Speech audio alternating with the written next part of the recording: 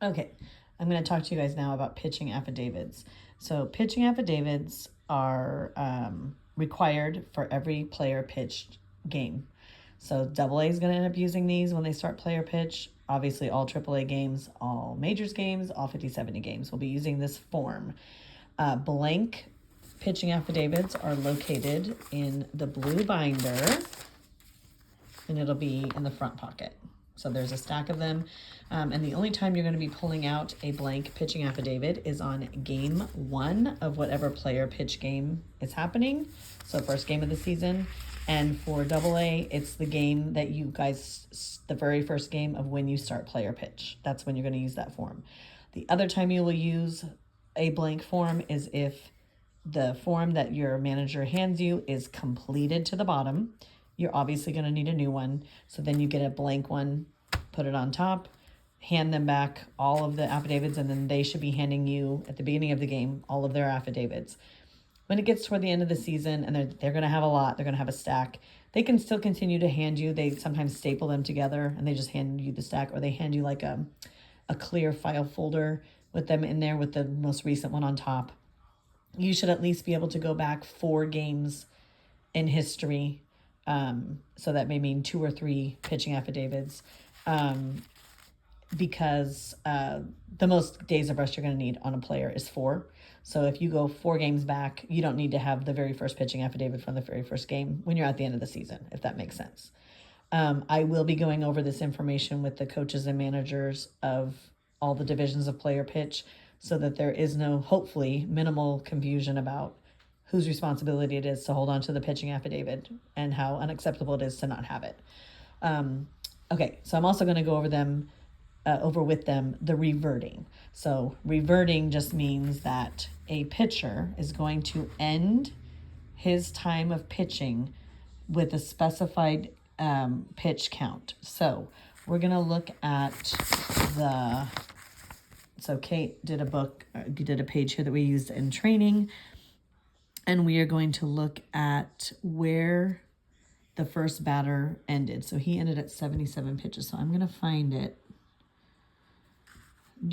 Okay, and she did indicate, it's hard to see, but she did indicate it as I ask with the end of their pitch count with, or their end of their time at pitcher when they do a pitching change is indicated with a darker line, a darker horizontal line on the bottom of the last batter that they pitched for.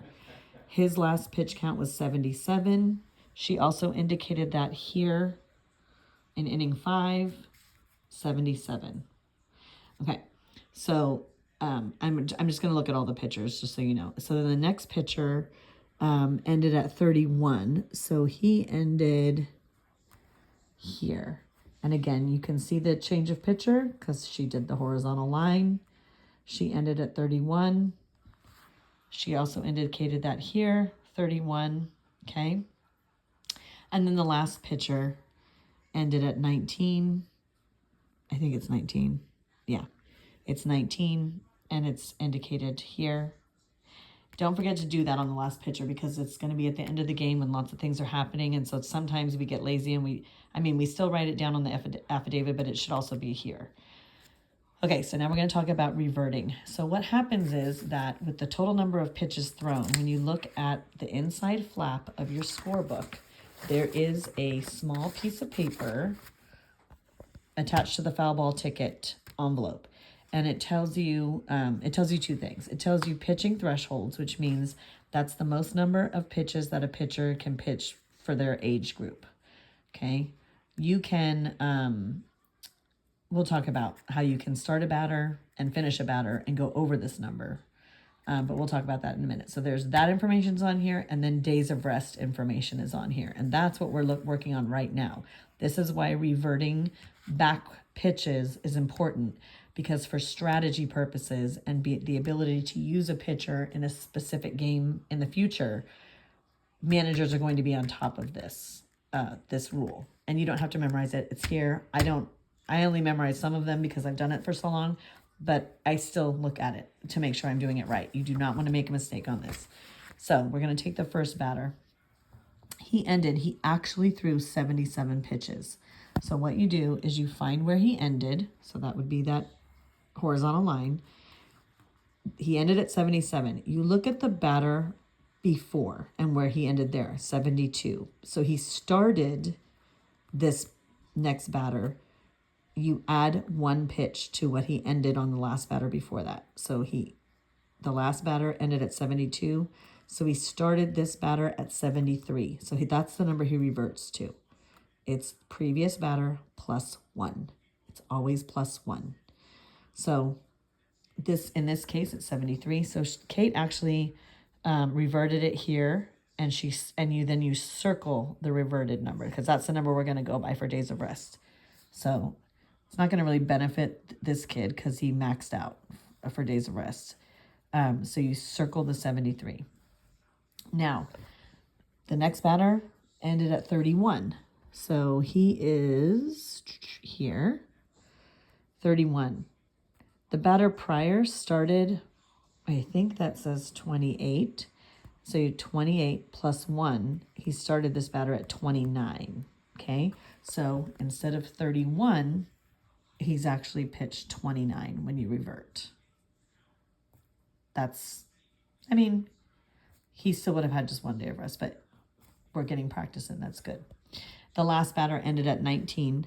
He ended the batter prior at 13, so he started this last batter at 13 plus 1, which is 14 pitches. So when you look back at this little piece of paper in the front on that little envelope, for 73, it tells you 66 pitches or more, 4 days of rest, okay? And for 29 pitches, it's going to be 21 to 35 pitches. It's 1 day of rest.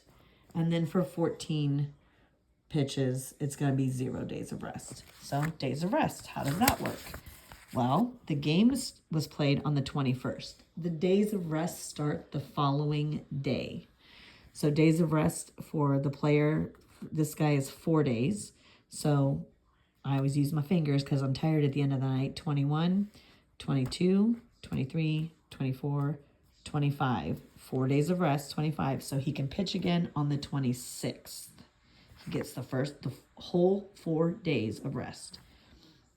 For the 29 days, it's 1 day of rest. So they played on the 21st.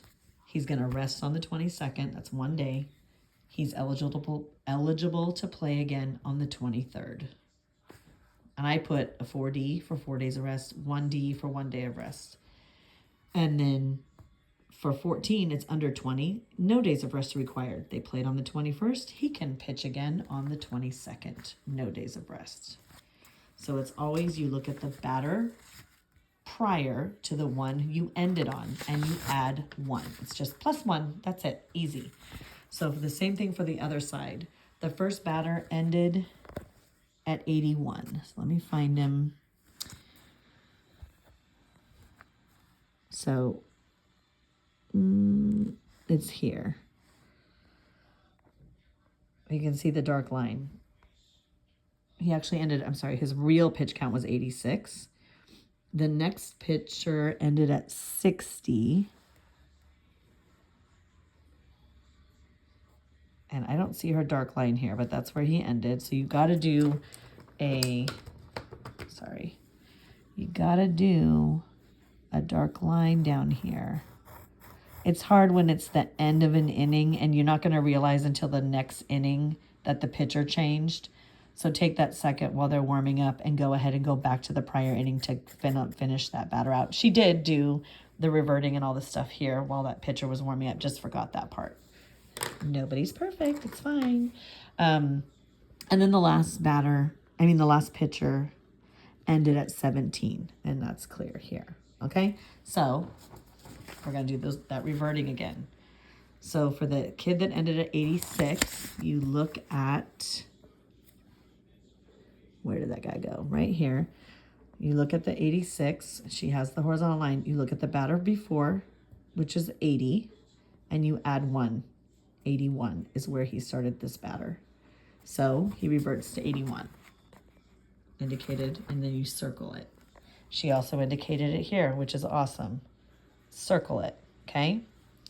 For the kid who ended at 60, his prior batter started at 54. 54 plus 1 is 55. So his ending reverted pitch count is 55. And you're going to indicate it here. Last batter ended at 17. The batter prior ended at 13. 13 plus 1 is 14. So he reverts to 14. It doesn't really matter because it's 0 days of rest. So again, you would flip back to that front little pocket page. You know that anything above 66 pitches is 4 days of rest. For the 55, it's going to be 3 days of rest. And then for the under 20, it's 0 days of rest. So once again, the game was played on the 21st. The first pitcher, the first kid is 4 days of rest. So 21, 22, 23, 24, 25. He can pitch again on the 26th. The next guy is 3 days of rest. 21, 22, 23, 24. He pitches again on the 25th. The last pitcher, he ended with 14, 0 days of rest. He's eligible on the 22nd. So I am going to share this information about reverting. In both of these situations for both of these teams, the reverting really didn't make a difference for anybody. But there's going to be times when, so this is where I'm going to talk to you about this. So there are going to be times when the threshold, or they may, even on for days of rest, they get close, like 20, look at the numbers, 20, 35, 50, 65. They may be close. It's usually going to be these two numbers where they are really concerned about the reverting. So they're in the end of the season playoffs and they want to have their number one stud pitcher maybe start games or close out games, but they don't want them to go over 20. So they need to pull that pitcher before 19, or they can start a new batter with him with 19 pitches with the kid before, because it will revert to 19 plus 1 is 20, okay? But if the batter before ended at 20, they think that they're going to get to revert back to 20, but he throws another pitch to a new batter, remember, it's 20 plus 1. So they need to be mindful if they're running that strategy that they need to do one less, the batter before that he starts his pitching, it's going to be plus 1 of whatever he ended that batter on. That's where the confusion ends up. For thresholds, same kind of rule applies. So a 6, 7, or 8-year-old cannot pitch more than 50 pitches per day. Should a batter start at 49 pitches and he can finish out the batter and go over 50, but then he has to be pulled out. So he can start at 49 and finish. Say, he may start a 9 or 10-year-old may start a batter at 72, and with balls, strikes, foul tips, all those things, or foul outs, he may go to 80, but he started the batter at 74, so he can finish that batter, okay? Because he started at 75, he can go past, as long as if he finished someone the inning prior at 50. So an 8-year-old finished at 50, he can't start a new batter in the next inning when he already has 50 pitches on him. He has reached his threshold the inning before. If he finished the inning before at 49, he can pitch one more kid. As crazy as it sounds, they can do that. So hopefully that makes sense. And if it doesn't, I can continue to give examples and test you guys. And again, it won't make sense until you're doing it in practice and doing your hands-on learning. It'll start to make sense that way. You'll see how different managers have different strategies, and some of them are still learning. Remember that when you're doing the kid pitch at AA, they're not going to go over, local rules state that they are not allowed to go over 35 pitches, and they're not going to pitch more than 1 inning in a game. They're only doing kid pitch for 3 innings anyway, but they're not going to go past 35. So they can start a batter if they have 34 pitches. If they ended the previous batter at 34, they can do one more whole at bat and go to 40. That's fine, because they haven't reached their, the threshold can revert back. So just keep that in mind. I know it seems weird. It's still about player safety. but reversion is a thing. All right.